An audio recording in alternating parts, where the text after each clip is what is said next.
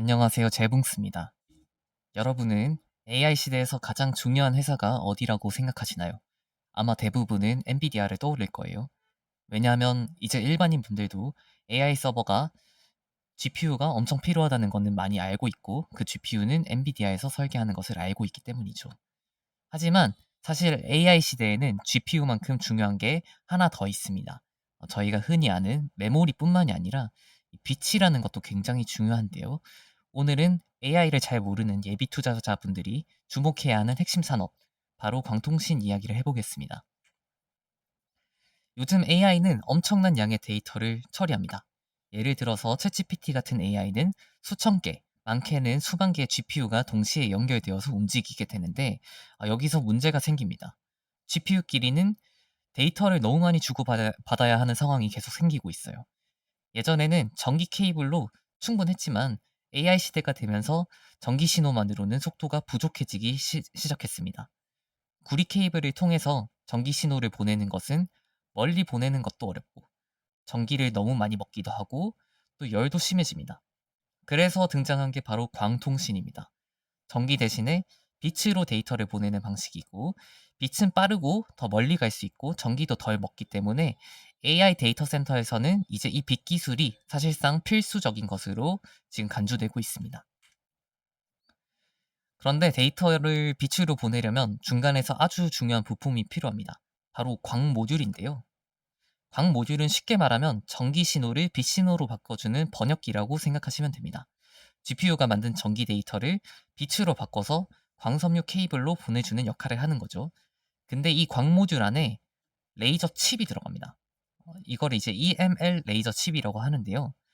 이거는 일반 레이저 칩이 아니라 정말 중요한 고급 제품인 레이저, EML 레이저 칩이라고 합니다. 그래서 AI 데이터 센터용 초고속 레이저가 필요하고 일반 레이저보다 훨씬 더 빠르게 데이터를 보낼 수 있기 때문에 AI 서버에서 정말 핵심 부품으로 떠오르고 있습니다. 요즘 AI 데이터 센터에서 광 모듈은 800기가비트 광 모듈이 많이 쓰입니다. 800기가비트는 너무 어렵게 생각하실 필요 없고 그냥 단순히 속도라고 생각을 하시면 되고 엄청 빠른 인터넷 도로라고 생각하시면 될 것 같아요. 그리고 앞으로는 1.6테라비트 광 모듈 시대로 넘어갑니다. 이게 속도가 800기가비트에 비해서 거의 2배로 빨라지는 건데요. 여기서 중요한 건 800기가비트 광 모듈에 보통 100기가급 EML 레이저가 8개가 들어가고 1.6테라비트 광 모듈에는 200기가급 EML이 8개가 들어갑니다. 즉 AI 서버가 늘어날수록 광 모듈은 더 많이 필요해지고 EML은 광 모듈의 8배만큼 수요가 폭발적으로 증가하는 구조입니다. 그런데 EML을 만들기가 너무 어려워요. 보통 일반적인 반도체 산업을 보면은 예를 들어서 어떤 회사는 이제 엔비디아나 뭐 이런 하이퍼스케일러 같은 회사들은 칩 설계만 하고 실제 생산은 TSMC 같은 회사가 대신하고 있죠. 이런 TSMC 같은 반도체 전문 공장 회사를 파운드리라고 하는데요. 일반 반도체 사업은 이제 파운드리를 통해서 생산량을 그래도 빠르게 늘릴 수 있습니다. 하지만 EML 산업은 아직 많이 달라요. 대부분 회사가 EML을 직접 설계하고 직접 만들고 직접 생산 공정을 조절하고 있기 때문에 이거를 이제 흔히 IDM이라는 단어로 이제 설명을 많이 하는데요. 혼자 처음부터 끝까지 다 만드는 방식을 IDM 방식이라고 합니다. 지금 EML 제조가 너무 어려운 이유는 이렇게 일반 반도체처럼 파운드리가 없이 그냥 IDM 구조로 지금 만들고 있기 때문에 공급 제약이 너무 심한 상태입니다. 또 일반 반도체는 PDK라고 하는 설명서가 아주 잘 정리되어 있어서 설계 회사와 생산 공장이 따로 움직일 수가 있는데요. 그런데 EML은 이제 회사마다 제조 방식이 완전히 다 다릅니다. 이제 마치 유명 셰프들이 각자 비밀 레시피를 가지고 서로 공유를 안 하는 것처럼 말이죠. 그래서 어떤 A라는 회사의 설계를 B 회사 공장에서 만들 수가 없는 구조가 돼 있습니다. 그래서 EML은 생산량의 공급이 부족할 수밖에 없어요. 지금 당장은요. 그래서 AI 때문에 GPU 수요가 증가하면은 GPU가 늘어나면서 광통신 수요가 증가하고 광통신이 늘어나면서 EML 수요가 폭증하고 있는데 EML을 제대로 대량 생산할 수 있는 회사가 전 세계에 몇 개 안 된다는 게 투자의 핵심 포인트입니다. 그래서 EML을 만들 수 있는 대표적인 회사는 한 3개 정도 꼽을 수 있어요. 첫 번째는 루멘텀입니다. 루멘텀은 EML 양산에서 이제 1등 기업이라고 보시면 되고, 그 뒤로 코이런트 그리고 미츠비시 같은 회사들이 따라오고 있는 추세로 생각하시면 되겠습니다. 이 3개 기업 말고는 딱히 보이는 기업이 아직은 보이지 않습니다. 그러면 여기서 한 가지 고민이 생깁니다. 루멘텀, 코이런트, 미츠비시 이 세 기업들 EML을 양산할 수 있는 회사가 손에 꼽힌다는 건 알겠는데 이 중에 하나만 골라서 사면 될까요? 지금 200기가비트 EML 양산을 사실상 혼자 하는 거는 루멘텀인데 코이런트가 무섭게 추격하고 있고 200기가를 더 넘어서서 400기가비트 같은 빠른 기술도 슬슬 나오기 시작했습니다. 다시 말해 지금 1등이 꼭 영원한 1등이 되리라는 보장은 없죠. 그래서 한 회사에 걸었다가 그 회사가 경쟁사에 따라잡히면서 내러티브가 안 좋게 흘러가고 주가가 폭락하면은 제 투자도 같이 흔들릴 수 있습니다. 또 저희는 광통신 분야에 대해서 전문가들이 아니기 때문에 광통신에 속하는 기업 하나하나를 공부하고 어느 것이 우위에 있는지 공부하기가 쉽지가 않아요. 그래서 제가 오늘 투자도 하고 있고 좀 소개해 드리려고 하는 이 광통신 회사들을 한 바구니에 담아 놓은 ETF를 하나 소개해 드리려고 합니다. 이름은 코덱스 미국 AI 광통신 네트워크 ETF이고요. 이 ETF의 구성을 보면 왜 이게 괜찮은 선택지인지 이게 보입니다. 먼저 가장 비중이 큰 회사를 볼게요. 좀 글자가 블러 처리가 돼 있어서 잘 보이지 않긴 하는데 이제 시에나 코퍼레이션이 21%, 루멘텀이 약 20%, 코이런트가 약 20%로 이 세 회사만 합쳐도 전체 60%가 됩니다. 방금 저희가 EML 핵심 기업으로 이야기한 루멘텀과 코이런트가 거의 20%, 20%, 40%로 이제 2등, 3등 이렇게 들어가 있는 ETF입니다. 즉, 이 ETF는 누가 EML 최종 승자가 될지는 모르겠지만 레이저 칩 강자들은 일단 다 담아두자 이런 구조로 보면 되겠습니다. 그래서 루멘텀이 이기면 루멘텀 비중에서 수익이 날 수 있고 코이런트가 역전하면 코이런트 비중에서 수익이 날 수 있는 괜찮은 바구니라고 보시면 되겠습니다.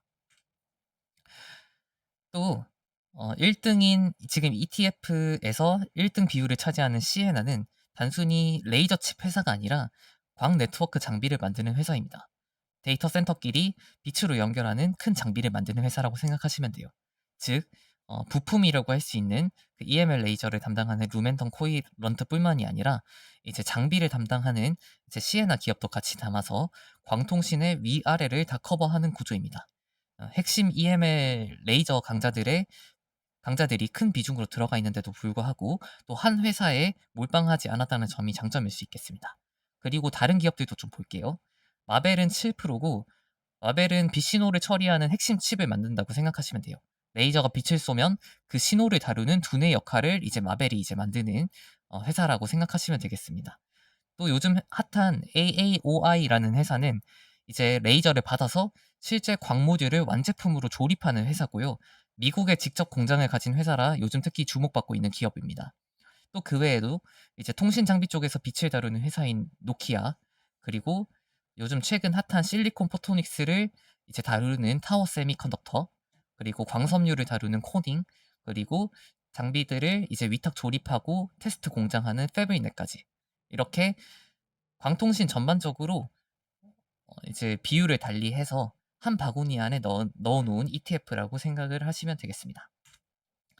그래서 여기까지 보면 그림이 완성되는데 루멘텀 코이런트처럼 레이저 칩을 쏘는 회사, 그리고 그 신호를 처리하는 칩을 만드는 마벨 같은 회사, 그리고 광모듈 같은 거를 완제품으로 조립하는 AAOI 또는 패브리넷 같은 회사, 그리고 대한 기술을 가진 타워 세미컨덕터 같은 회사, 그리고 빛이 지나갈 길을 만드는 코닝, 그리고 그걸 큰 장비로 묶는 시에나나 노키아 같은 이 회사들이 전반적으로 이 ETF 안에 다 있기 때문에 결국 빛이 만들어져서 전달되는 전 과정을 통째로 담고 있는 ETF라고 생각하시면 되겠습니다. 그래서 제가 이 ETF 구성을 좋게 보는 이유가 있습니다. EML이 핫한 건 맞아요. 지금 만들기 어렵고 그리고 공급 제약이 굉장히 빡세서 이제 시장이 주목하고 있는 기업은 많지만 그 EML 부족이 만들어내는 흐름 전체에 올라타는 구조라고 생각하시면 더 편할 것 같아요. 레이저가 부족해서 가격이 올라가도 수혜를 입을 수 있고 완제품 수요가 늘어나도 수혜를 입을 수 있고 광통신이라는 큰 파도가 어느 방향으로 치든 이 바구니는 그 파도에 같이 올라타서 상승하는 구조입니다. 그래서 특히 핵심 EML 강자들을 큰 비중으로 담으면서 그 주변 공급망까지 한 번에 가져가는 구조라 저는 좋게 보고 있고 개인적으로 제가 투자하고 있는 아이렌이라는 기업이 있는데요. 그 기업이 좀 실행력 측면에서 좀 의심이 드는 구간에 제가 해지 그러니까 좀 보완하려는 측면으로 이 ETF를 매수한 적이 있습니다. 지금도 벌써 몇 2 주, 3 주도 안 됐는데 한 10% 이상 수익을 봤고요.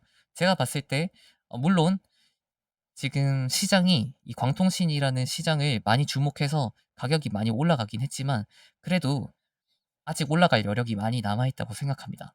정말 극단적인 쉬운 예시를 들어서 일반인 투자자분들 중에 아직 삼성전자나 하이닉스 등의 메모리 기업들은 다 알고 있지만 광통신 회사들은 잘 모르는 분들이 많다는 게 반증이기도 하죠. 그래서 이 ETF는 뭐 한 번에 진짜 많은 돈을 들여서 사는 것보다는 좀 나눠서 천천히 접근하시는 걸 추천드릴게요. 왜냐하면 이 광통신 네트워크는 당장 뭐 한 달, 두 달 반짝 가는 그런 테마가 아니라 길게 4 년, 5년 이상도 갈 수 있는 테마이기 때문에 분할 매수 전략으로 신중히 접근하면은 아주 좋은 ETF라고 생각합니다. 네, 여튼 도움이 되셨다면은 구독과 좋아요 한 번씩 부탁드리겠습니다. 감사합니다.